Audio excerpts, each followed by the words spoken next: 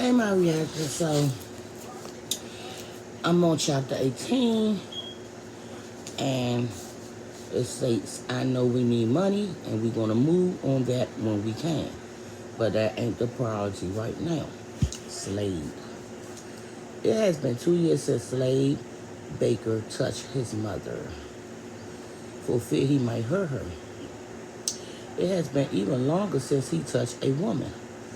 So when he saw the baddest bitch he ever seen in his life and needed help, he almost forgot the no-touch vow he pledged many years ago. There goes a gas station right there, Audio pointed. Why don't you stop so I can get something to drink? Plus, I gotta use the bathroom. 19-year-old Audio Baker, despite his wild disposition, was easy to look at with his dark chocolate skin and wide eyes. All throughout high school, Audio was popular because he said what was on his mind and let people sort it out. In an age of everybody biting their tongues, to some, he was a pillar. I saw it, Audio. I ain't blind. Slade couldn't get the chick out off his mind, and he was vexed. The last thing he needed was to be thinking about anything other than the trouble over his head. I'm just letting you know, because I thought that bitch still had you wrapped up.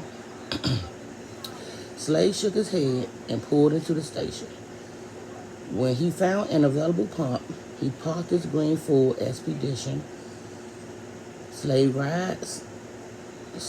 ride was on his last leg, and it was a wonder how they made it all the way from Natchez, Mississippi to Washington, D.C. without breaking down on the highway. He knew that somewhere his mother, Della Baker, was praying for safe arrivals of her sons. Go inside and pay for the gas, Slade told Audio, handing him a $20 bill. His eyes lit up, as they always did whenever he saw money. No matter the domination. Audio, don't make me hurt you. Put this on gas only. I got a lot of shit on my mind, and I ain't got time to be fucking with you. The gas, he pointed. Go. Audio walked in the station while Blaze sat back and watched everyone around him make moves. He didn't like DC any more than DC liked him. But for now, it would have to do. He knew the moment niggas heard his heavy accent that they count him off as slow. He would make a fool out of anyone who ever got in his way. Leaving a town that didn't want him or his brothers anymore didn't make him slow. It made him stronger. Firing up a blunt, flashes of the woman he met earlier ran back through his mind. She reminded him of his girl back in Mississippi who died in a car accident some years back.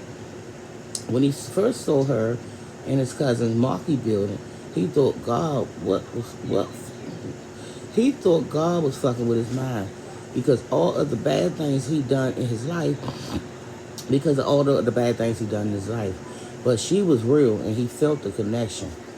What the fuck you doing, Audio? Slade said to himself as he looked at the clock on the console of his car. He smashed out the blunt in the ashtray and was preparing to get out. When through the store's window, he could see his little bro being humbled by two niggas like he was an open quarterback on a football field. Slade's heart kicked up speed, and his fingers covered the door handle, which was held in place by duct tape. But it didn't open because he broke it by accident. A while back. Every other gadget in his garage was destroyed because he could never gauge his strength. Finally making out of his truck, he rushed towards the store in a sincere hurry. People who were hanging in the doorway quickly moved as Slade burrowed inside. His presence seemed to fill up the entire store, and everybody took notice.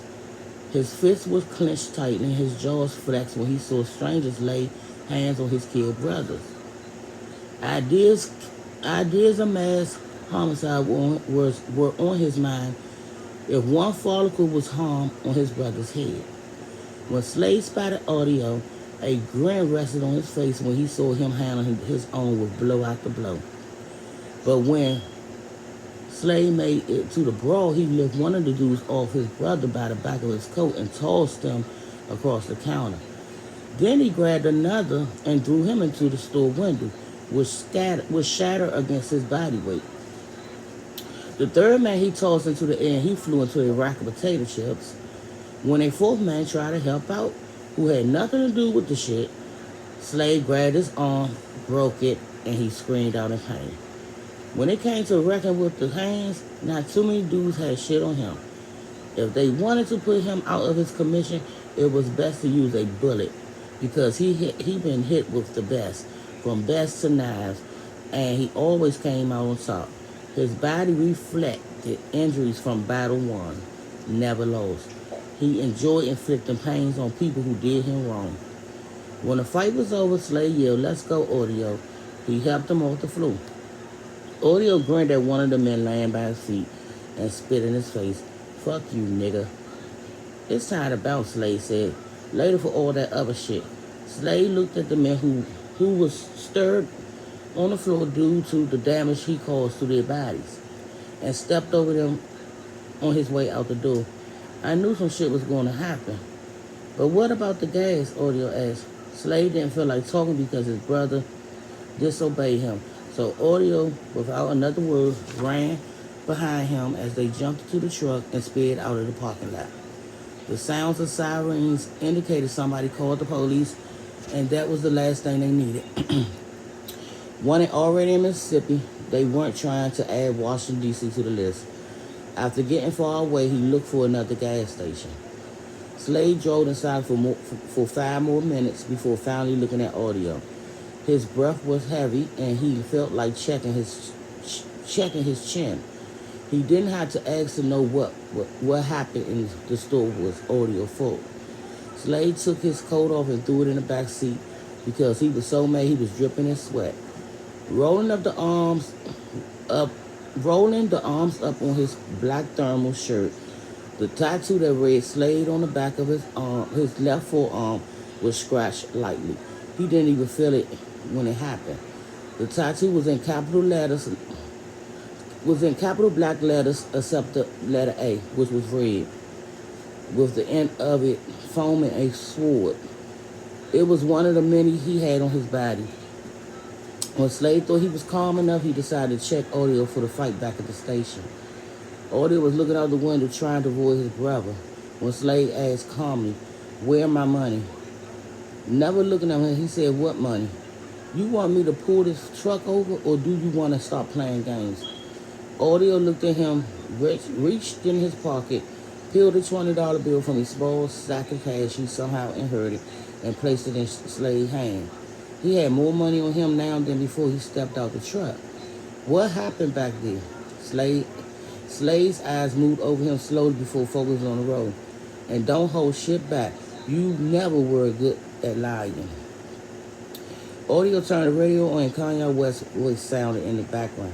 "The nigga bumped into me," he shrugged, "so I stole his ass." "Fuck is wrong with you? We ain't come out here for this. Shit, we came out here to keep low." Slade looked at Audio and then back at the road. "You gonna get us hemmed up," he huffed. "I gave you an order, nigga, a direct order at that, and you didn't follow it. Tell me why I shouldn't crash your chest." Audio was trying to bite his tongue, but he was growing up and didn't like being a baby anymore. "So what I'm supposed to do? Let some DC nigga fucking disrespect me? You always talking about respect, but you never give none." He turned the radio off and looked at his brother. "Matter of fact, I don't even want to hear you use the word respect until you know what the fuck it means. If I do, I'ma crack your jaw." He paused. "We on the run. Our brothers are out there looking for us. We don't need no extra shit on board right now." "I'm not a baby no more, man." "Then act like it." Slade rolled. "Tonight is big. We ain't see our brothers in 2 weeks. You want to fuck that up because you think you not getting respect from a nigga you don't even know?" He was going hard because he loved him and he needed him to think more carefully. Audio was country to the core, and whatever he wanted, even if somebody had it, he took it. The brothers were trying to temporarily mold him while in D.C., knowing it was a trait that could get him killed. But Oreo didn't understand because in Mississippi they ran their small town. You know I want to see my fam slave, but I ain't steal his money off the counter. Them niggas lied on me, honest. Whatever Audio said, honest, he was everything but. Slade shook his head and pulled over to the side of the road. I spoke to Mom earlier. She said Devon's going to come up and help us out. He got us some fake IDs and a little paper to tie us over. So we're going to be all right. I ain't trying to get locked up with no DC fucking police. We can't do nothing that's going to jeopardize bringing our family back together. You got to remember the plan, Audio, to find Knox. Link up with Devon and get out of Marky's crib. When shit died down, we back to Mississippi. I'm about family. Don't make me commit homicide because you made a wrong move. Della Baker, who gave birth to 4 of her 5 sons alone in her home, did her best to bring them up the right way, even though trouble followed them so much that they could never seem to do the right thing. They were caught up in so much shit back home that eventually she decided that if they were going to commit crime, she would at least teach them the proper way.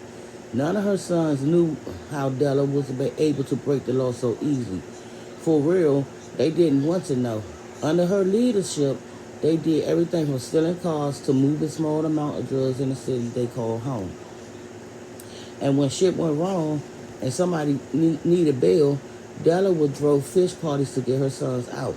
After a while, if any crime were committed in their town, Della's sons would be accused, even if they weren't anywhere near the scene of the crime. It wasn't long before law enforcement nicknamed Della's sons the Baker Boys. Although they mainly profit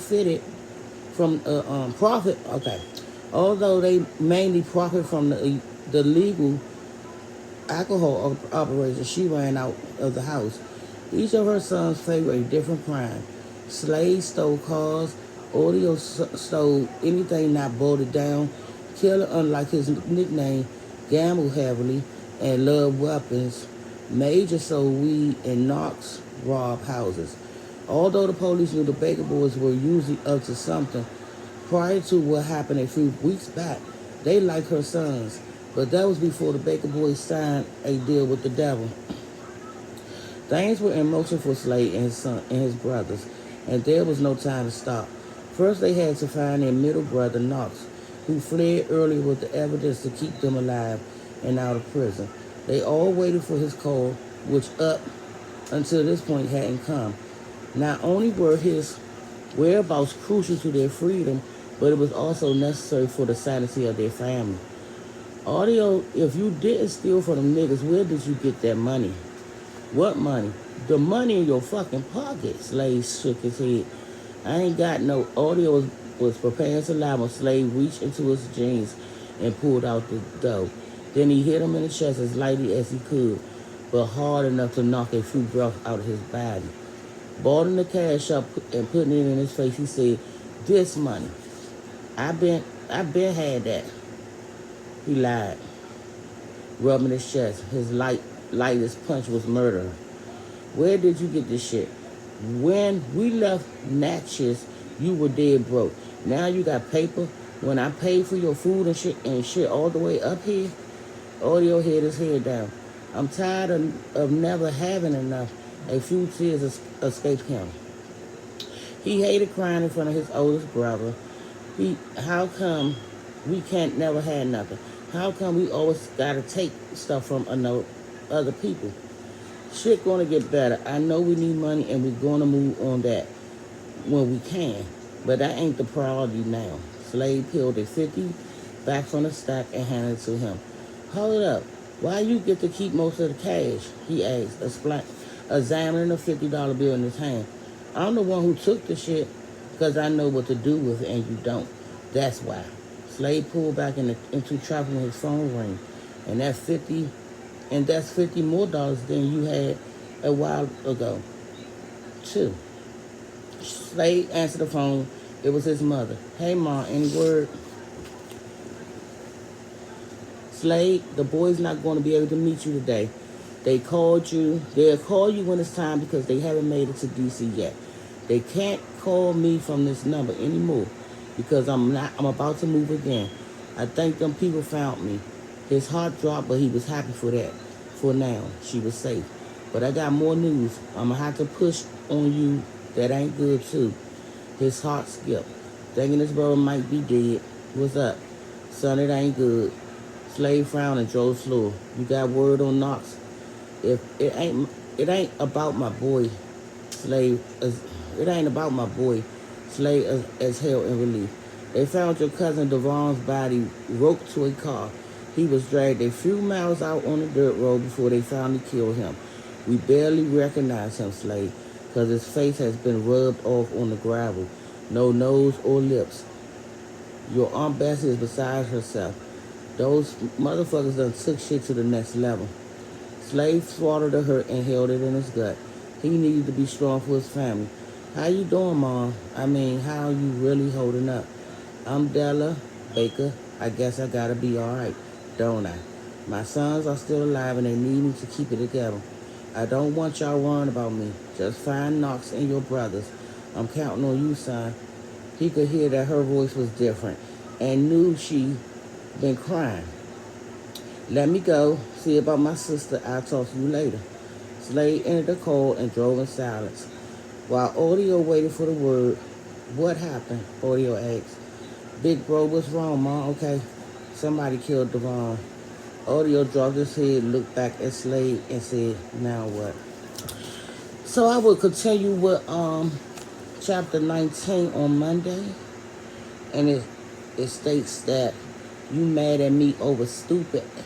You mad at me over a stupid ass game forever. So it goes back to forever. So I will see y'all Monday with the book. But for the weekend, the Zodiacs will be coming up. Bye, my reactors.